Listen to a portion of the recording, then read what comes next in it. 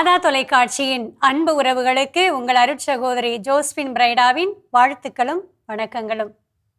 நேற்றைய தினம் பெரிய வியாழன் குறித்து பல்வேறு விதமான விவிலிய பின்னணிகளோடு கருத்துக்களை தெரிந்து கொண்டோம்.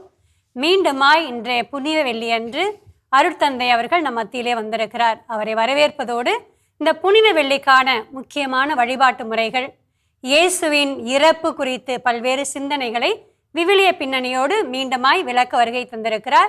மாதா தொலைக்காட்சியின் நேயர்கள் அனைவர் சார்பாக அருட்தந்தை அவர்களை நாம் வரவேற்போம். வணக்கம் ஃபாதர். இயேசுவின் சிலுவை சாவின் வீர வணக்கங்கள் உங்களுக்கும் நம்முடைய மாதா தொலைக்காட்சி அன்பர்களுக்கும். வீர வணக்கம் ஃபாதர். ஃபாதர், இந்த பெரிய வெள்ளியை நாம் புனித வெள்ளி, குட் ஃப்ரைடே அப்படியெல்லாம் பல்வேறு பெயர்கள் வைத்து நம்ம கொண்டாடுறோம். குறிப்பாக இந்த பெரிய வெள்ளி அன்றைக்கு 4 முக்கியமான பிரிவுகள் நம்முடைய வழிபாட்டிலே அமைந்திருக்கிறது. அதிலும் குறிப்பாக இறைவார்த்தை வழிபாடு, இறைமக்கள் மன்றாட்டு, திருச்சிலுவை ஆராதனை, திருவிருந்து, இந்த 4 முக்கியமான வழிபாட்டு முறைகள் இருக்குது. அதை குறித்து ஒரு சில பகிர்வுகள் ஃபாதர். பெரிய வெள்ளி என்று சொல்லும்போது, புனித வெள்ளி என்று சொல்லும்போது, ஆங்கிலத்திலே குட் ஃப்ரைடே என்று சொல்லும்போது இதனுடைய அர்த்தம் என்ன? என்னை பொறுத்த அளவில் இயேசு தன்னையே நமக்காக கொடுத்ததால் நீங்களும் நானும் மக்கள் எல்லோரும் பெரியவர்களாக மாற்றப்படுகின்றோம், கடவுளுடைய பிள்ளைகளாக மாற்றப்படுகின்றோம். அவருடைய இரத்தத்தால், அவருடைய சிலுவை சாவால் இயேசுனுடைய நன்மைத்தனத்தையே, கடவுளுடைய நன்மைத்தனத்தையே முழுமையாக அவருடைய சிலுவை சாவிலே நாம் பெற்றிருக்கின்றோம். எனவே தான் குட் ஃப்ரைடே, நல்ல வெள்ளி என்று சொல்கிறோம். இந்த நல்ல வெள்ளியின் வழியாகத்தான் ஆண்டவருடைய நன்மைத்தனத்தை, அவருடைய வாழ்வை, அருளை நாம் நிறைவாக பெறுகின்றோம். ஃபாதர், நான் முன்னாடி கேட்ட மாதிரி இந்த இறைவார்த்தை வழிபாடு எப்போதுமே இருக்கும். எல்லா திருப்பலியிலும் இறைவார்த்தை வழிபாடு ஒரு முக்கியமான அங்கம் வகிக்கிறது. குறிப்பாக இன்றைய நாளில் இந்த இறைவார்த்தை நமக்கு சொல்லுகிற பாடம் என்ன? இந்த வழிபாடானது வழக்கமாக நாம் திருவிருந்து கொண்டாடுகின்றோம், அவ்வாறு ஆரம்பிக்காது. சிவப்பு உடை அணிந்தவராக அருள் பணியாளர் முன் வந்து பீடத்திற்கு முன்பு முகம் குப்புற விழுந்து இயேசுனுடைய இறப்பிற்கு வீர வணக்கம் வைக்கின்றார். இது ஒரு பெரிய மரியாதை.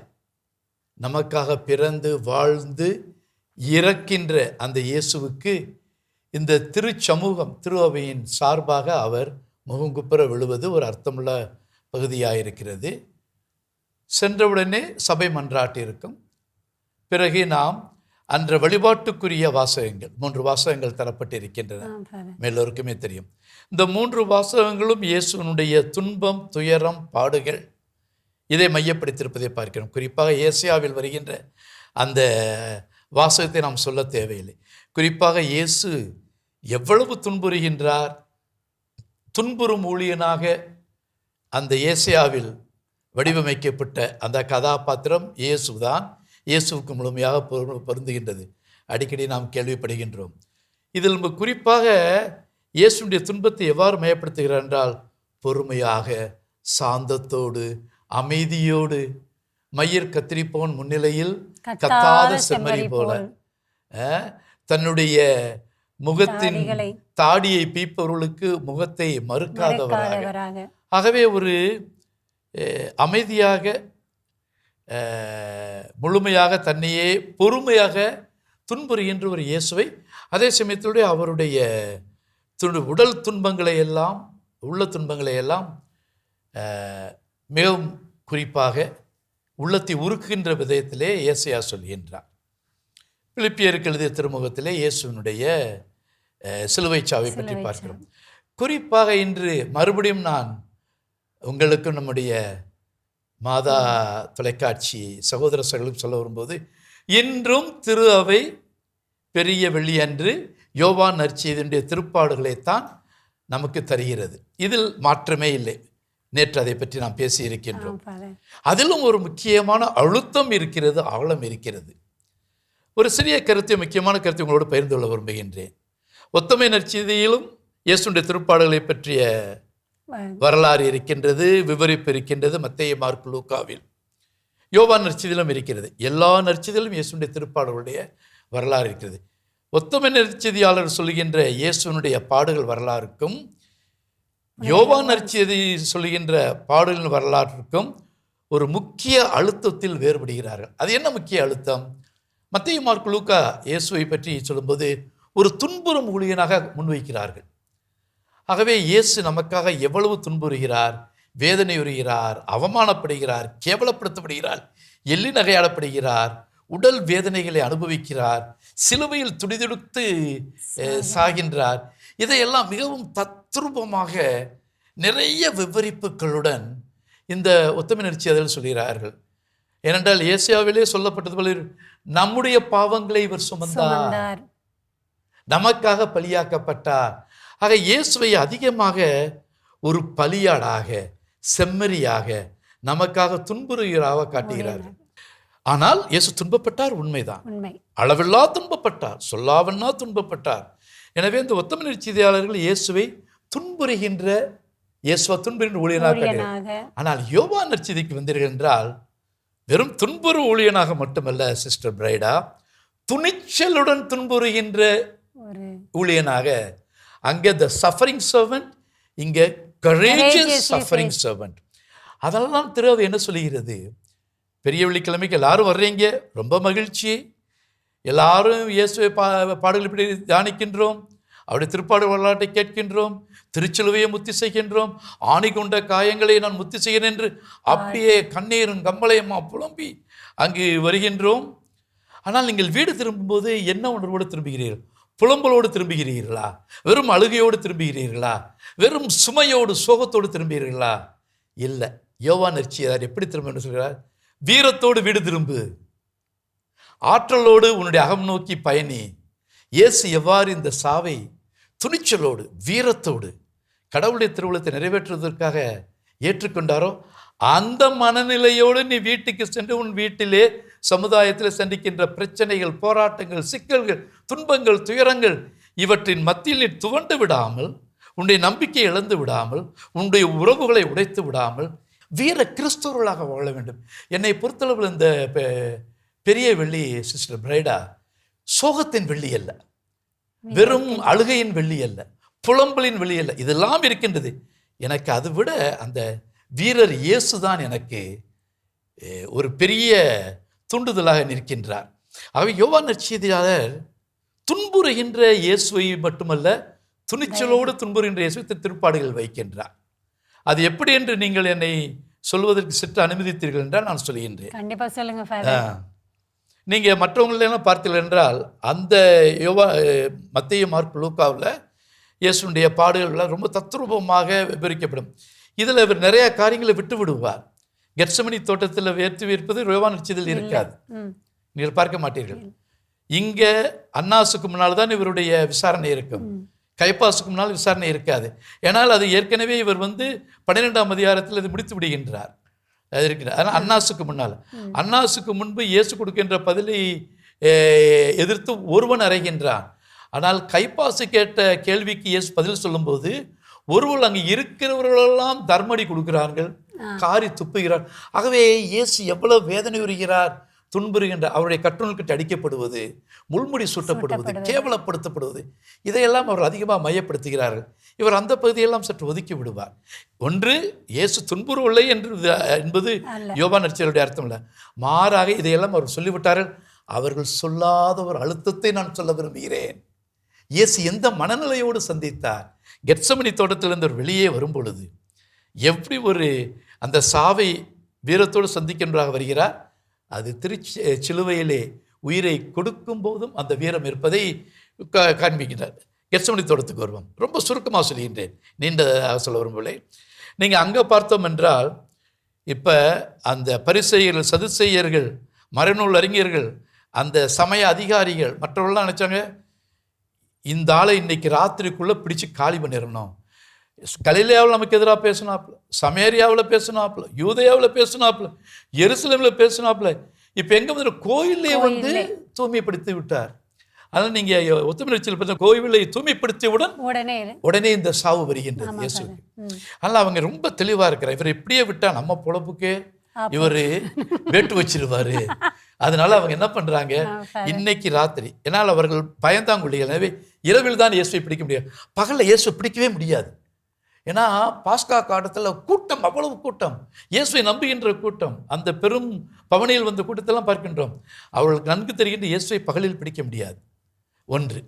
இன்னொன்று, இயேசுவின் மேல் இவன் தேவன் நிந்தனை செய்தான் என்று சமய ரீதியாக இவரை கொல்ல வேண்டும்னா கல்லால் எறிந்து கொள்ள வேண்டும். அந்த பாஸ்கா சமயத்தில் இயேசுவை கல்லால் எறிந்து கொள்ள முடியாது. மக்கள் விட்டிருக்க மாட்டார்கள். ஒரு சிலருக்கு எதிர்ப்பாக இருந்தாலும் அதனால என்ன பண்ணுகிறார்கள், சமய குற்றச்சாட்டை அரசியல் குற்றச்சாட்டாக மாற்றுகிறார்கள். எப்படி, இவன் செசாருக்கு வரிகாட்ட வேண்டாம்னு சொல்லுகிறான், செசாரை எதிர்க்கின்றான், இப்படியெல்லாம் இது அரசியல் குற்றச்சாட்டை மாற்றி ரோமியர்களை கொள்ள வைக்க முன்வைக்க வருகிறார். ஓகே, அதனால் இவங்க என்ன ரொம்ப திட்டம் ரொம்ப தெளிவாக இருக்குது. இன்றைக்கி ராத்திரி பிடிக்கணும், இவர் எங்கே இருப்பார், என்ன செய்வார் என்பது நம்ம நண்பர் யூதாஸ் வழியாக எல்லாம் தெரியுது. அதனால் யூதாசு படைகளோடும் பந்தங்களோடும் படை கருவிகளோடும் கத்தி, கப்படா, ஈட்டி, கயறு, இந்த ஆளை விட்டுறக்கூடாதுப்பா, ஏன்னா இப்படி 2-3 இந்த ஆள் தப்பிச்சுட்டாருன்னு வர்றாங்க. அந்த உத்தம நெரிசல் பார்த்தீங்களா, அவர்களோடும் இயேசுவை நோக்கி வருவதாக இருக்கும். இயேசு ஒரு பலியாட யாரை தேடுகிறீர்கள் என்று கேட்பார். அதை விட அவர்களிடத்தில் கேட்க மாட்டார், யோவானில் தான் கேட்பார். இவர் நிற்கிறத பார்த்து யூதாஸ் வந்து முத்தமிடுவார். உனது போதகரை முத்தமிட்டா காட்டி கொடுக்கிறாய் என்பதெல்லாம் சொல்வார். உடனே கட்டி இழுத்துட்டு போயிடுவாங்க. ஆனால் இதில் என்ன பார்த்தீர்கள் என்றால், அவர்கள் வருகின்றார்கள், உத்தம நெரிசலில் அவர்கள் இயேசுவை கைது வருகிறார்கள். இவர் தனக்கு நிகழப்போவதையெல்லாம் அறிந்தவராக தானே முன்வந்து யாரை தேடுகிறீர்கள் என்று கேட்கின்றார். நசரேத்துராகிய இயேசுவை கேட்கின்றோம், நான் தான் என்று சொல்லுகிறார். சொன்ன உடனே எல்லாரும் குப்புற விழுகிறாங்க. ஏன் சிஸ்டர், நான் கேட்குறீங்க, நீங்கள் ஒரு கேள்வி கேட்குறீங்கன்னா உண்மையை சொல்கிறேன், நீங்கள் குப்புற விழுந்த இது எப்படி புரிந்து கொள்வது? இதில் தான் யோவான் நற்செய்தியாளர் இயேசுடைய வீரத்தை முன்வைக்க விரும்புகிறார் நினைக்கின்றேன்.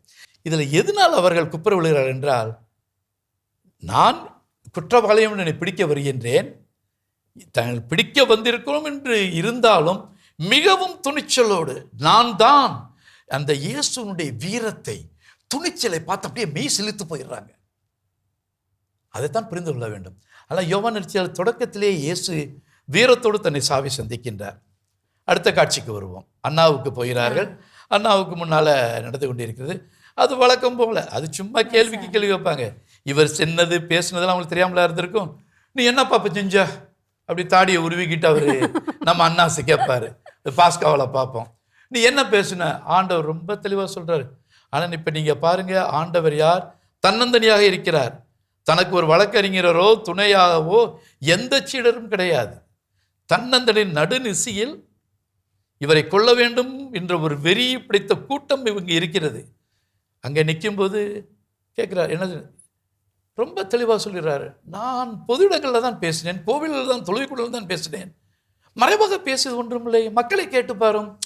உடனே இந்த பக்கத்தில் இருக்கிற ஆளுக்கு அவருக்கு ரோசம் வந்துச்சோ இல்லையோ, இவருக்கு ரோசம் வந்து தலைமைக்குருக்கு இப்படியா பதில் செய்து ஓங்கி ஒரு அறாயிரம். இயேசு சொன்னார், உன்னை ஒரு கண்ணத்தில் இருந்தால் மறுகணத்தை காட்டுன்னு. இயேசு மறுகணத்தை காட்டினாரா சிஸ்டர்? இல்லை. அப்போ இயேசு சொன்னபடி நடக்கலையே. இதை எப்படி புரிந்து கொள்வது? ஏன் இயேசு மறுகணத்தை காட்ட மாட்டேன் என்கின்றார்? அருமையாக சொல்வார், நண்பா, அவர் கேள்வி கேட்டார், நான் பதில் சொன்னேன். வாயில் நாங்கள் உரையாடி கொண்டு இருக்கிறோம். நான் சொன்னதில் ஏதாவது தப்பு இருந்தால் தப்புன்னு எனக்கு காட்டு. தப்பில்லை என்றால் என்னை அடிப்பதற்கு உனக்கு அதிகாரத்தை கொடுத்தது யார்? இயேசு எவ்வளவு துணிச்சலாக அந்த சபைக்கு முன்னால, யூத கூட்டத்திற்கு முன்னால ஒரு பெரிய அறைகூவலை வைக்கிறார். என்னை மேல் கை வைப்பதற்கு உனக்கு ஒரு அதிகாரமும் இல்லை. பேசிக்கிட்டே இருக்கிறோம், நீ ஏன் கையை நீட்டுற? அநியாயம். இயேசு என்றுமே அநியாயத்துக்கு அடிபணிய மாட்டார். அநியாயம் நடக்கும்போது தன்னுடைய குரலை உயர்த்துவார். எனவே தான் இங்கே வந்து மறுகணத்தை அவர் காட்டவில்லை. இங்கேயும் ஒரு துணிச்சலான இயேசுவை தான் காப்பார். நீங்கள் அங்கே பார்த்தீங்கன்னா கைப்பாஸ் கேட்பார், கடவுளின் பெயரால் உன்னை கேட்கிறேன், நீ கடவுளின் மகனா? ஆண்டவர் சொல்றார், ஆமாப்பா உண்மைதான், வான மண்டலங்களிலே மணமகன் வருவதை இவன் தேவநிந்தனை செய்து விட்டான் என்று ஒரு பெரிய அங்கிய கிழிப்பார் டர்ன்னு. உடனே இவன் தேவநிந்தனை கண்டுவிட்ட, இதுக்கு மேலே நமக்கு என்ன வேணும்னு சொல்லி பக்கத்தில் இருக்கிறவங்களாம் தர்மடி கொடுப்பான். நீங்கள் அந்த பகுதியை படித்து பாருங்க, தயவுசெய்து. அடிப்பாங்க, காரி துப்புவாங்க அவரை. இங்கே ஒரே ஒரு அறை, ஆனால் அங்கே வந்து இயேசு ரொம்ப அமைதியாக இருப்பார், ஒன்றுமே சொல்ல மாட்டார். ஏன்னா அது அவர்களுடைய பார்வை, அமைதியாகத்தான் ஏற்றுக்கொண்டார். ஆனால் அதோடு முக்கியமானது, வீரத்தோடு தன்னுடைய சாவை எதிர்கொள்கிறார். என்றைக்குமே இயேசு அநியாயத்துக்கும் அக்கிரத்துக்கும் தலைகுனியாதவர். தனக்கு சாவே வந்தாலும் அநியாயத்தை தலைகுனியாமல் நிமிர்ந்து நிற்க வேண்டும் என்ற ஒரு துணிச்சலான இயேசுவை முன்வைக்கிறார். அதுக்கு அடுத்த பகுதியை நம்ம போவோம். மிக முக்கியமான பகுதி. மற்ற 3 நற்செய்தி இல்லாத அளவுக்கு மிக நீளமான பகுதி பிலாத்துவுக்கு முன்னால். ரோமை பேரரசு என்றால் அதுதான் தலைதூங்கிய பேரரசு. அதனுடைய தலைவனாக படைபலத்தோடு, பராக்கிரமத்தோடு, இராணுவ பலத்தோடு, அதிகாரத்தோடு அநியாயகம் அக்கிரமமாக நடத்துகின்ற ஒரு பேரரசு. அவருக்கு முன்னாலே இயேசுவை நிப்பாட்டுகிறார்கள். வேணுமென்றே தான் யோவான் நற்செய்தியால் இந்த நீண்ட பகுதியை கொடுக்கிறார். ஒரு உரையாடல் நடக்கிறது. அவரே நீங்கள் பார்த்தீர்கள் என்றால் இந்த பிலாத்து கேள்வி கேட்பார், நீ யூதர்களின் அரசனா என்று. எப்பா நீ சொல்றியா மற்றவங்க சொல்றியா சொல்ல. உடனே சொல்ல, நான் யூதனா. அப்போ நீ யாருப்பா, எங்கிருந்து வந்தோன்னு. அப்போ இயேசு யாருக்கு முன்னால் உண்மை அறிவிக்கின்றார்? என்னுடைய அரசு இவ்வளவு அரசு போல அல்ல. இதை நம்ம மேலெழுந்த வரியாத்தான் பார்க்குறோம். ரொம்ப உள்ள வரிகளுக்கிடையே வாசிப்பு என்று சொல்வோம். Reading in between the lines என்று பார்த்தால் இதில் இயேசு ஒரு பெரிய சவாலை ரோமை பேரரசுக்கு வைக்கிறார். என்னுடைய அரசு உன்னுடைய அரசு எப்படி இருக்கிறது? எங்கள் யூதர்களை அடிமைப்படுத்தி வைத்திருக்கிறாய். அக்கிரமத்தோடு அராஜகத்தோடு வரிச்சுமையை போட்டு எங்களை அடிமைகளாக வைத்திருக்கிறாய். விடுதலை தர மறுக்கிறாய். நாங்கள் விடுதலை என்றால் எங்களை சிலுவையில் அறைந்து கொள்கிறாய். கொடூரமான அரசு, அநியாயமான அரசு, அக்கிரமமான அரசு. அப்பா பிலாத்து, உன் அரசு போல என் அரசு இல்லை. என்னுடைய அரசு இறையாட்சி, கடவுளுடைய அரசு, நீதியின் அரசு, அன்பின் அரசு, இதெல்லாம் இருக்கிறது. அதனால தான் அவர் என்ன சொல்கிறார்? உண்மைக்கு சாட்சியம் பகர்வதே எனது பணி என்று சொல்கிறார். யோவான் நற்செய்தி ரொம்ப ஆழ்ந்த நற்செய்தி சிஸ்டர். இந்த உண்மை என்றால் சிலருக்கு என்னன்னு தெரிய மாட்டேங்கிறது. யோவான் நற்செய்தியில் உண்மை என்றால் இதுதான் அர்த்தம். மிக ரத்தின சுருக்கமாக சொல்லவென்றால், இயேசுவில் வெளிப்படுத்தப்பட்ட அனைத்தும் உண்மை. இயேசு பேசியது உண்மை, இயேசு செய்தது உண்மை, இயேசு வாழ்ந்தது உண்மை. எனவே தான் இயேசு தன்னை உண்மையாக உருவகிக்கின்றார். வழியும் உண்மையும் வாழ்வும் நான். He is the personification of truth. He is the personification of God's revelation. கடவுளுடைய வெளிப்பாட்டினுடைய முழுமையாக இருக்கிறார். எனவே கடவுளுடைய வெளிப்பாடு தான் உண்மை. நான் கடவுளுடைய வெளிப்பாட்டுக்காக வந்திருக்கிறேன், கடவுளுடைய திருவுள்ளத்தை நிறைவேற்ற வந்திருக்கிறேன், கடவுளுடைய அரசு. அப்பதான் சொல்லுவார், இங்கே பார் என்னுடைய அரசு உன்னுடைய அரசு போயிருந்தா உன்னை விட லட்சக்கணக்கான வானதூர்களுக்கு உன்னைய பூன் ஊதி தள்ளிடுவார். ஆனால் அப்படிப்பட்ட அரசு என்னுடைய அரசில். நான் ஏன் சொல்கிறேன்னா, எவ்வளவு துணிச்சலோடு ஆண்டவர் சொல்லுகிறார். அதனால் பிலாத்து பார்க்குறார், ஆகா இவர் ஒரு வித்தியாசமான ஆளாக இருக்கிறாரு, இவர் நம்ம எதிர்பார்க்குற மாதிரி இல்லைன்னு. அப்புறம் மறுபடியும் கொண்டு போய் பார்க்குறாரு. அவங்க மறுபடியும் சிலுவையில் யாரையும் கொள்ளும். அவங்களுக்கு வேறு ஒன்றுமே தெரியாது. இதை ஒன்றைத்தான் கொடுத்து நம்ம ஊரில் இதுக்கு பாக்கெட்டையும் பிரியாணியும் கொடுத்து கூட்டம் சேர்க்குறாங்களே, அது மாதிரி செத்த கூட்டம் தான். அவர்களுக்கு கையிட்டு கொடுத்து எல்லாரும் சிலுவையில் அறையணும் சொல்லிக்கிட்டு இருக்காங்க. சாட்டையில் அடிக்கிறாரு, அடிச்சுட்டு கொண்டு போய் நிப்பாட்டுறாரு. இதோ மனிதன்ட்டு சிலுவையில் அறையணும்னு சொல்கிறார். இவருக்கு பிலாத்துவை நீங்கள் உண்மையிலே பார்த்தீங்கன்னா, பிலாத்துவுக்கு இயேசு குற்றமற்றவர் நல்லா தெரியும். மறுபடியும் உள்ள கூட்டு போகிறார். அது முக்கியமான கட்டம். என்னப்பா என்ன இப்படி சொல்கிறேன், நீ ஏதாவது சொல்லு. இயேசு இப்போ இரண்டாவது பேசவே மாட்டார். அப்போ பிலாத்து என்ன தெரியுமா கேட்குறாரு? பேச மாட்டாயா? உன்னை சிலுவையில் அறைவதற்கும் விடுவிப்பதற்கும் எனக்கு அதிகாரம் இருக்கிறது. இங்கே இயேசு அவனுடைய அதிகாரத்தை, ரோமை அதிகாரத்தை கேள்விக்குட்படுத்துவார். எப்பா பிலாத்துவே, நீ என் மேல் அதிகாரம் இல்லை. உனக்கு என் மேலிருந்து அருளப்பட்டால் ஒழிய உனக்கு என் மேல் அதிகாரம் இல்லை. அவர் என்ன சொல்லுகிறார்? உன்னுடைய அதிகாரத்துக்கு மேலெல்லாம் கடவுளுடைய அதிகாரம் இருக்கிறது. அந்த அதிகாரம் தான் என்னை உன்னிடம் ஒப்புவித்து இருக்கிறது. Don't think that you can kill me. Yes, Father. See, this is challenging the Roman Empire. இங்கே யோவான் நற்செய்தியில் என்ன பண்ணுகிறார்? எஸ் எவ்வளவு துணிச்சலாக உண்மைக்கு சாட்சியம் பகிர்ந்து உண்மையான அரசு என்ன என்று சொல்லி, அதிகாரம் என்றால் என்ன, யாருக்கு என்ன அதிகாரம் இருக்கிறது, கடவுளோட உனக்கு ஒன்றும் அதிகாரம் கிடையாது, கடவுள் தான் என்னை உன்னிடம் ஒப்படைத்திருக்கிறார், அதை நான் முழுமையாக ஏற்றுக்கொள்ளேன் என்று பிலாத்துவே வியக்க முடியும். அதான் பிலாத்து முழிக்கிறான். இவர் உண்மையிலே ஏதோ நாடோடி போல, இவங்க தான் போட்டு இவரை கொல்லணும்னு கொண்டு வந்து சேர்ந்துட்டாங்கன்னு மறுபடியும் கொண்டு போகிறாரு. பரபாசம் அப்படின்னு சொல்கிறாரு. அப்புறம் பார்க்குறோம் கடைசியில் அவர் எங்கே பிலாத்து கவுந்துடுறாரு? மனைவி, நீ இவனை விடுவித்தால் செசாருக்கு நண்பர் சொன்ன. பிலாத்துவுக்கு இருக்கிற சொகுசு, ஆடம்பரம், அதிகாரம் செசாருக்கு எதிரான தூக்கி உள்ள சில அடைச்சிருவார். உடனே கையெழுத்திடுறாரு. அப்போ இந்த பிலாத்துவுக்கு முன்னால் யோவான் நற்செய்தியில் எப்படி வைக்கிறாருன்னா சிஸ்டர், ஒரு வீரம் மிகுந்த இயேசு, உலக அதிகாரத்தை, அநியாயமான அதிகாரத்தை தட்டி கேட்கின்ற இயேசுவாக முன்னிறுத்துகிறார். சிலுவை சாவுக்கு சிலுவை பயணித்து கொண்டு சொல்லும்போது மற்றவர்கள் எல்லோரும் வந்து சிலுவையை அவர் மேல் சுமத்தினார்கள். அப்புறம் அவரால் சுமக்க முடியல, சீரனாகிய சீமன் வருவார். நம்ம இன்னைக்கு 14 தலங்களில் வெரோனிக்கம்மாள் விவிலியத்தில் இல்லை, ஆனால் ஒரு பாரம்பரியமாக இருக்கிறது. அன்னை மரியாள் வந்து கட்டாயம் பார்த்திருப்பார்கள், பாரம்பரியமாக இருக்கிறது. இங்கே வந்து இயேசு யார், சீமோன்லாம் யாரும் சுமக்க மாட்டாங்க, சிலுவையை தாமே சுமந்து கொண்டு என்ற ஒரு சொல்லாடலை வைக்கின்றார். இதெல்லாம் நம்ம போகிற போக்கில் எடுத்துக்கிறோம். இதற்காகத்தான் நான் வந்தேன் கேட்குறாங்க. ராயப்பர் வந்து காதை வெட்டின உடனே உன் வாளை உரையில் போடு, தந்தை எனக்கு கொடுத்த துன்ப களத்திலிருந்து நான் குடிக்க இருப்பேனோ.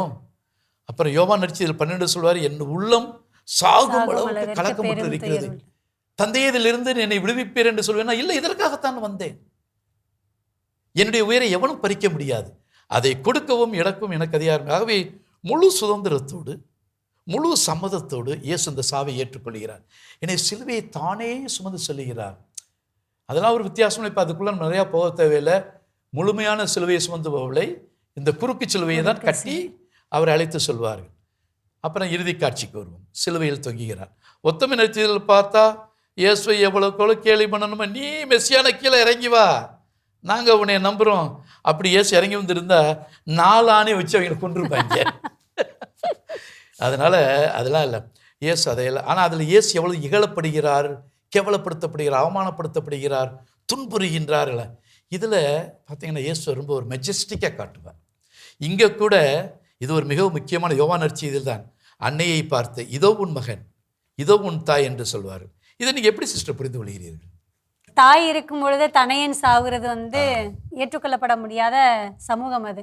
அது இல்லாமல் நான் இல்லைன்னா இந்த அகில உலகத்திற்கு வேற யார் இருக்கா? அப்போ தன்னுடைய தாயை கைவிட்டு விடாமல் தாய் பாசத்தால் அவருக்கு ஒரு துணையை கொடுக்கிறார். அன்னை மரியாவும் அன்பு சிடரும் இரத்த உறவினர்கள் கிடையாது. இது ஒரு பெண், இது ஒரு ஆண். இயேசு ஒரு புதிய சமூகத்தை உருவாக்குகிறார். ஆண் பெண் என்ற அந்த பாலியல் நீதிகளையும் கடந்து இரத்த உறவுகளையும் கடந்து ஒரு புதிய சமுதாயத்தை உருவாக்குகின்றார்.